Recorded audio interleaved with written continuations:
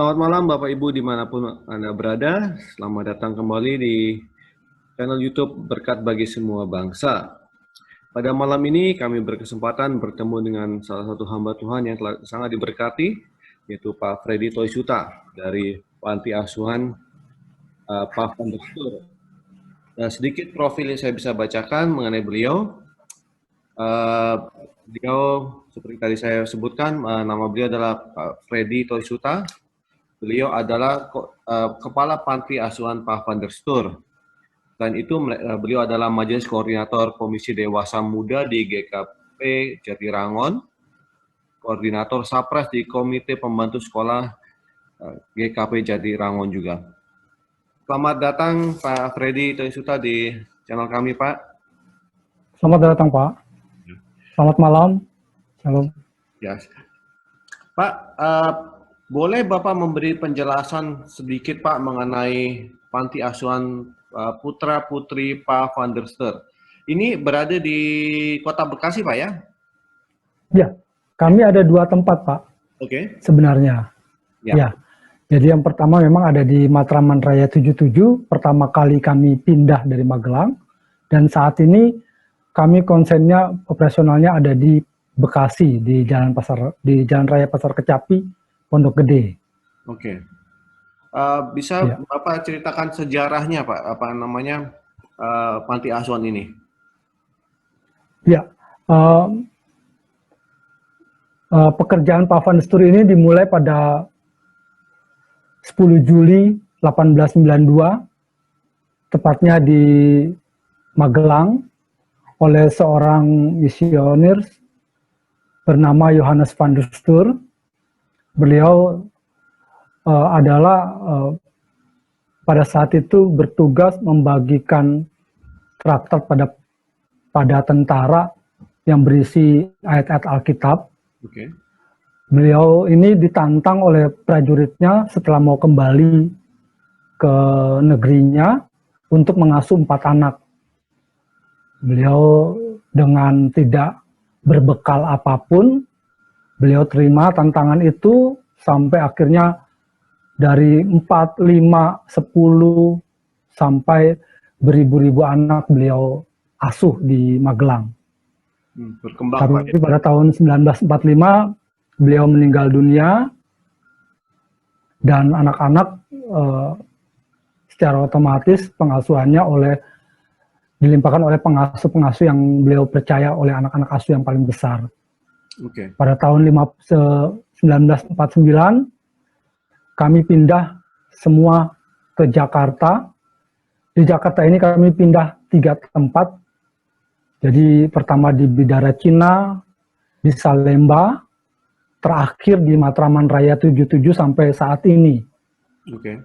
Karena tidak begitu luas di Matraman Raya 77, akhirnya pengurus mencari sebidang tanah dan kami mendapatkannya tahun 70 di Pondok Gede, sekitar lebih kurang 2 hektar. Tahun 76 baru kami membangun Asrama Putra, dan di situ sebagian anak putra semuanya dipindahkan ke Pondok Gede. Karena pada saat itu yang sampai di Jakarta itu sekitar 400-500an anak. Itu dipindah ke Pondok Gede.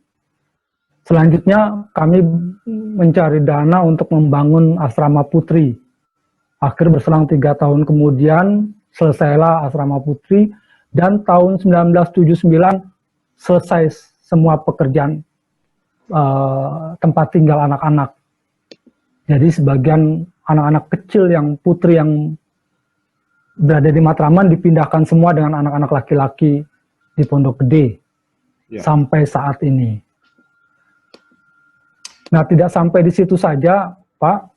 Jadi kami juga masih pengurus pada saat itu juga masih mempunyai tugas bagaimana tentang pendidikan anak-anak. Makanya pada tahun 1983 dibangunlah sekolah di lingkungan panti asuhan yang juga memenuhi kebutuhan dari masyarakat setempat. Pertama kali tahun 1979 itu SD yang kami bangun dengan bantuan donatur dan orang tua murid saat itu. Berkembang lagi, akhirnya kami juga memikirkan setelah SD anak-anak ini akan kemana. Benar. Jadi tahun 1983 kami juga membangun SMP Kristen Pavandestur, berada juga di lingkungan panti asuhan, dan disusul oleh TK, Taman Kanak-Kanak Pavandestur, sampai saat ini, Pak. Jadi itu secara singkat perjalanan panti asuhan dari Magelang ke Jakarta. Tadi Bapak menyebutkan bahwa ada sekolah dari TK, SD, dan SMP, Pak ya? Di panti. Ya. SMA belum ada, Pak ya? Atau belum ada, Pak. Tapi memang ada rencana untuk membangun SMA. Ya, kemungkinan memang cukup banyak sekali yang harus kami pikirkan kalau SMA ya. Jadi selain dana dan lainnya seperti guru juga perlu kami pikirkan, Pak. Ya, itu kalau saya boleh tahu operasional sekolah dan operasional panti asuhan itu sama, Pak ya? Tidak, Pak. Jadi kami di situ kami tetap membayar uang sekolah anak-anak semua. Jadi memang uang itu untuk operasional dan membayar gaji guru, Pak. Dan kami buka juga untuk umum, Pak. Sekolah itu untuk umum, ya. Boleh saya tahu persentase dari jumlah murid yang dari umum dan dari panti ada berapa, Pak ya? Apakah dari umum mungkin bisa dikatakan dari hampir 300 murid itu ya kami cuma sekitar 25-an anak ya. Oh begitu? Iya, dari TK, SD, SMP itu kami ada sekitar 300, lebih kurang 300 anak sekolah, termasuk anak panti asuhan. Dari panti hanya 25? Saat ini ya Pak? Iya. Jadi memang maksudnya dari luar pun umum juga banyak di sekolah itu, Pak ya? Sangat banyak ya? Sebenarnya ini cukup sangat kurang sekali dibandingkan tahun-tahun pertama kami bangun tuh sekitar 600. Karena mungkin saya lihat perkembangan di sekitar kami banyak sekolah-sekolah yang membangun, jadi kami cukup kerepotan juga kesulitan untuk menerima murid baru pada saat-saat ini, Pak. Ya, oke. Ya, saya mengerti. Ya. Kalau saya boleh tanya, Pak, di panti sekarang ada berapa anak yang ditampung, Pak ya? Ya, saat ini kami menampung 34 anak, Pak. Itu terdiri dari 20 anak laki-laki dan 14 anak perempuan. Oke. Rentang umurnya, Pak? Rentang umurnya dari umur 6 tahun sampai dengan 23 tahun, Pak. 23. Agak orang kalau mendengar 23 tahun, karena memang tujuan panti asuhan kami adalah mengentaskan anak-anak itu biar memang mampu dan bersaing di masyarakat dan mereka bisa mandiri. Jadi memang kami ada program kuliah walaupun dananya kami dapat dari donatur dan kami sodorkan bahwa ini ke anak-anak kami mau kuliah. Iya. Gitu. Jadi anak yang sudah kuliah pun ada di situ, Pak ya? Iya. Kalau saya kegiatan apa saja yang dilakukan di panti? Saya lihat di di Instagram ya, kan memang ada kelas, ada sekolah dan sebagainya ya. Betul, sekarang saya juga melihat ada kegiatan-kegiatan ekstrakurikuler yang dilakukan ya, Tapi kegiatan Betul, apa yang dilakukan untuk membangun anak-anak itu? Ya, sebenarnya tujuan kami lagi untuk kegiatan anak ini memang kami tidak membedakan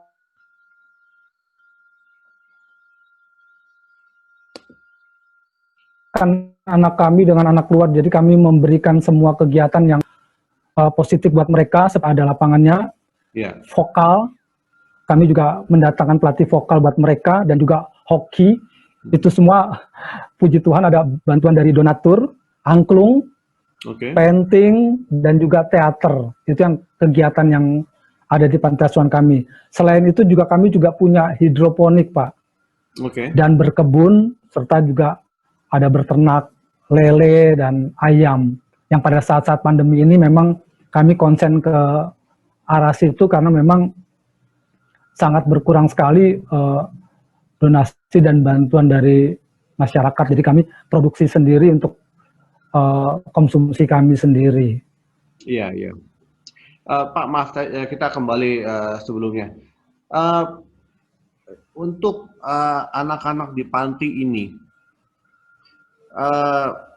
maaf kalau saya tanya, apakah mereka ini adalah yatim piatu atau dari ada yang keluarga tidak mampu menitipkan di panti atau bagaimana, Pak? Iya, kami menampung anak-anak yang tidak mampu dalam hal ekonomi dari latar belakang bahwa mereka yatim piatu, dan yatim. Tapi memang terus terang kami tidak menerima penitipan anak, karena memang yang kami lakukan ini memang benar-benar untuk membantu anak-anak yang tidak mampu dalam hal ekonomi. Oke. Mengerti. Untuk pekerja di panti itu, kira-kira ada berapa orang yang bekerja di panti, Pak? Ya, saat ini kami ada 15 pekerja, terdiri dari 2 orang pengasuh, 2 orang masak, 1 driver, security, dan juga logistik serta administrasi. Kami ada sekitar 15, Pak. 15 orang ya? 15 orang ya. 15 orang ya. Tadi Bapak mengatakan sekarang dalam pandemi COVID ini mulai ada diajarkan seperti beternak ikan lele tadi ya, bercocok tanam hidroponik dan sebagainya. Itu anak-anak sangat antusias berarti begitu ya? Wah, itu hal yang baru buat mereka. Mereka sangat antusias sekali, Pak. Saat ini kami punya 1.800 ekor, Pak. Lele. Iya, waduh. Ada 800 yang akan kami panen, dan sebagian juga sudah kami panen, sebenarnya sudah kami buat konsumsi sendiri. Gitu. Tapi kalau lebih nanti kami akan menambah mungkin kami juga punya keinginan untuk menjual ke luar dan untuk menambah pendapatan kami, Pak. Pendapatan nanti, benar. Kembali lagi dalam keadaan pandemi COVID-19 ini, apakah ada perubahan dalam kehidupan anak-anak di panti?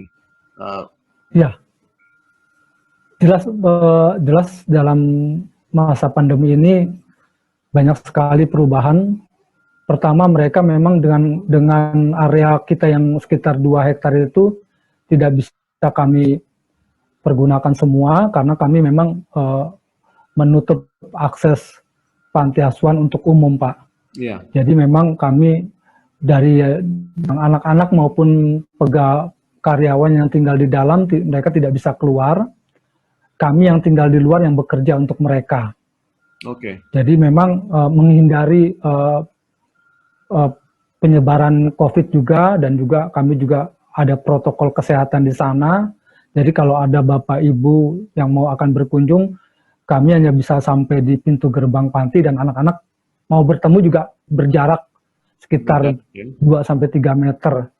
Jadi memang mereka, tapi mereka kami beri kegiatan yang tadi saya sebutkan tadi, Pak.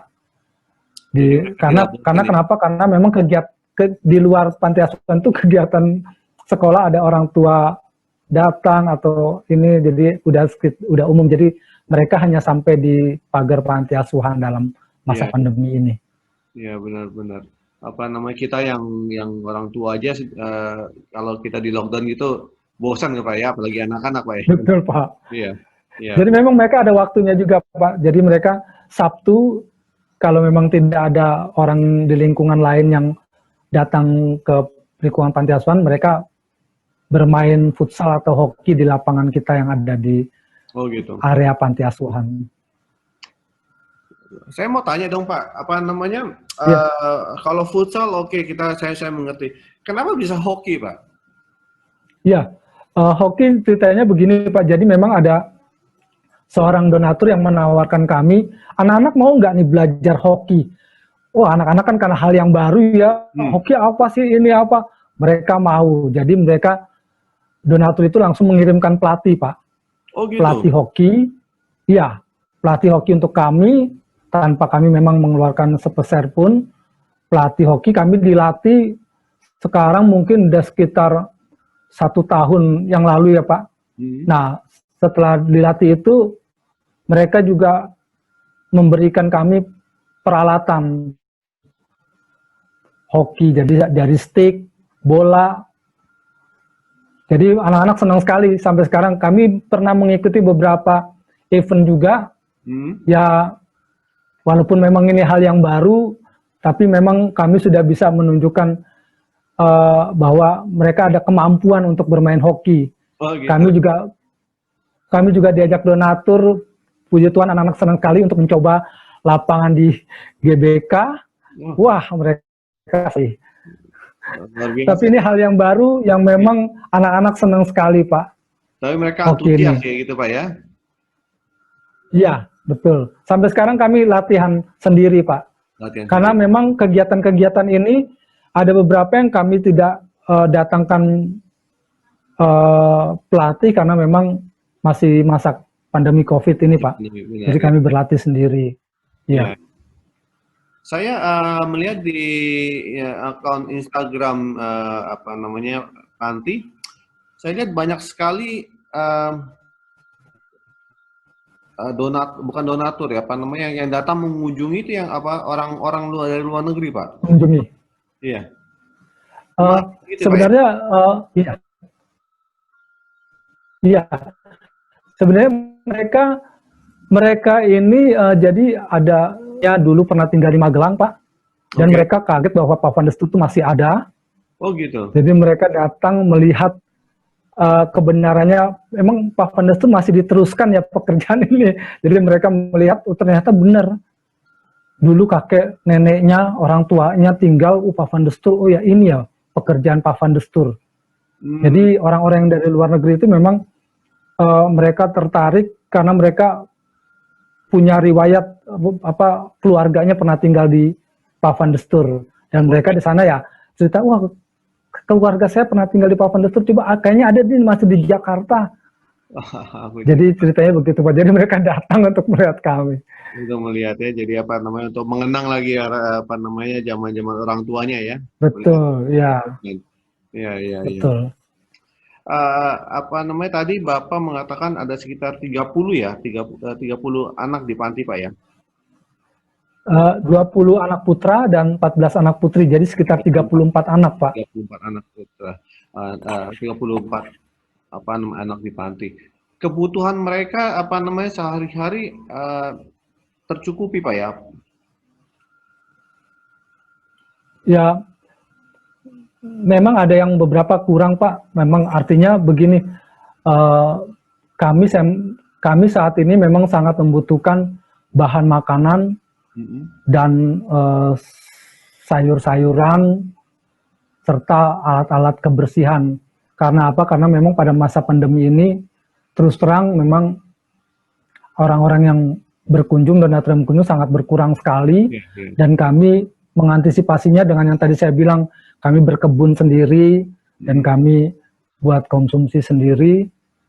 Saat itu yang kami lakukan seperti itu, Pak. Iya.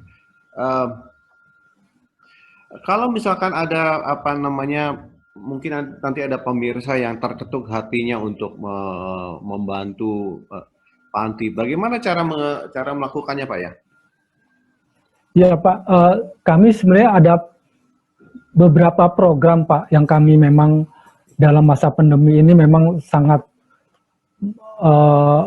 saya pikir kami harus mengeluarkan program-program itu. Jadi kami ada program berlabuh ini memang kami berikan khusus untuk artinya berbagi belanja bulanan. Kadang-kadang kan memang orang tua ada yang berbelanja tidak sesuai dengan apa yang mereka butuhkan. Sebenarnya mereka mau beli 2 kilo gula, mereka bisa lebihkan jadi 4 atau 3 kilo dan mereka bisa donasikan ke kami dan kami juga bisa menjemputnya. Dan kami juga kalau mereka ingin memberikan dana, kami juga